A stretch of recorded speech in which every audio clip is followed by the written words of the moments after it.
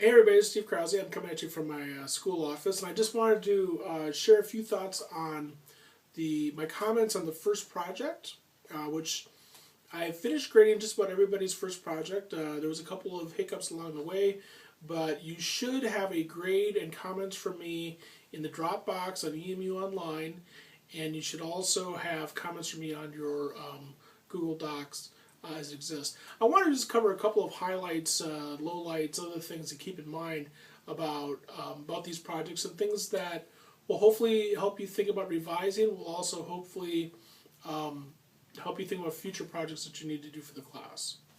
The first thing that I noticed about some of these projects that I think is really important is that you've got to do the reading for the unit. And for this unit, it was this book. Well, it wasn't the whole book. It was just this chapter on ancient style. What showed to me in a lot of your projects, to be really honest about it, is that some people did a lot better job of reading that material closely than others. So one of the comments I made in a lot of people's projects was, you need to go back and do the reading. And that's pretty much all I mean by that. If you didn't do the reading very carefully the first time around, it's really hard to do well in this assignment. The same also goes true, by the way, for the unit that you're working on now. It's really hard to write a good parody or remake of a style manual if you don't read the style manuals carefully in the first place. One of the things that I was looking for with everyone's project is that they had some kind of point. It's not enough just to sort of like say, here's my commercial, and there's this kind of stylistic element, and then there's this kind of stylistic element, and then there's this kind of stylistic element. The best projects, what they did is they explained, this is why this stylistic element is in this particular commercial, this is what the effect is on the audience, this is how it's trying to convince us to buy this product. So if you didn't have a point, that's something that you may want to like revisit, like making sure that you have a point. You should always think of any kind of writing for this class, and I would say any advanced writing class, where you imagine an audience of readers outside of the course. In other words, writing an essay for a college class is not the same thing as answering a test. You know, a lot of times teachers give tests, and the only audience for that is just the teacher. They just want to know what the answer is. I think an essay, which is a French term originally meaning to try something, to explore. I think an essay is really something beyond that. I think you have to sort of reach to readers beyond what the class is. And this is something that kind of Joseph Williams is talking about in his book as well. There's a lot of times that we as writers make assumptions that the audience might know that are incorrect. And that's true even for assignments like this, where you would think that the audience is fairly small, me and other people in the class, and over specialized material.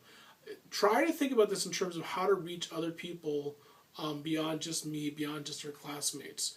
One good simple test for this is take this assignment and show it to somebody outside the class. And another really simple good test for this is think about some of the ways that you refer to some of the materials in the class, in the essay. If, for example, when you quoted from Crowley and Haughey, you just said da-da-da-da-da, Crowley, Haughey. If somebody didn't know who that was, that wouldn't make a lot of sense. On the other hand, if in the course of quoting from Crowley and Haughey you said, as Sharon Crowley and Deborah Haughey wrote in their book, Ancient Styles for Contemporary, or Ancient Rhetorics for Contemporary Students, comma, da-da-da-da-da, then we do know where that comes from. Okay? It's little things like that that help cue the reader in, and that really make the difference between an essay that's kind of clunky and not very well thought out to one that's actually like an essay, like you're trying to convince somebody of something. Also keep in mind that for a 300 level writing class, the writing does count. What I mean by that is that a lot of times you'll take other classes, maybe literature classes, maybe classes in other subjects as well, where as long as you convey the ideas of the class, that's enough. There's not as much detail paid to the sort of wordsmithing activities of elegant prose. This class is different in the sense that what you're doing in this class is that you're writing about writing, and I also expect you in the course of writing about writing to write about writing well. So, and also, just as a matter of experience, by the time you've taken English, by the time you get into English 328, by definition, have taken first year writing, at least one other writing class, probably 2 or 3 other writing classes.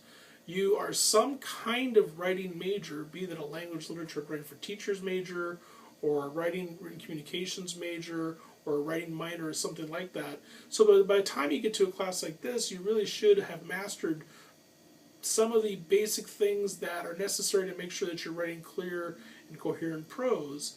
And if you didn't follow through on that, if you didn't take the time to revise, if you didn't take the time to read your essays before you handed them in, stuff like that, it probably hurt you on the grade. Now, this assignment, this is the case with the next 2 assignments, you do have opportunities to revise them to improve the grade. There are a couple of basic rules for this. The first rule is that you need to complete any revision. You need to complete a revision of this project by November 5th if you decide to do a revision. The date is changed from what's in the calendar right now. The calendar is, if you look at the calendar right after you watch this video, you'll notice that the date is different. I was late in passing these back, so now the date for revisions is November 5th.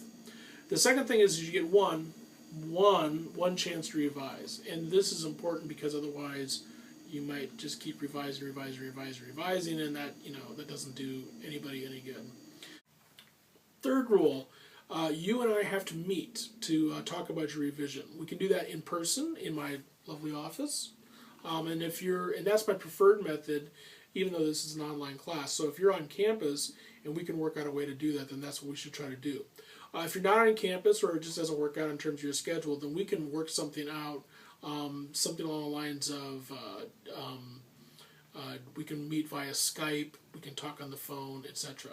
But it has to be in real time, and we actually be having a conversation about your project. When we meet, what you'll be doing is we'll be talking about what your plan is. In other words, when we meet, you don't want to just say to me, well, I'm just going to fix the stuff you told me to fix. No, I want you to tell me what it is that you think is a good strategy for revising, re-seeing your essay. And what questions do you have about the comments I made and other comments that other people made? This is a time for us to have a discussion about this project. It's not really a time for me to just say, do this, do that, and do the other thing. Before you sit down to revise and before you sit down and talk about it, you also want to think about this in terms of the overall grade.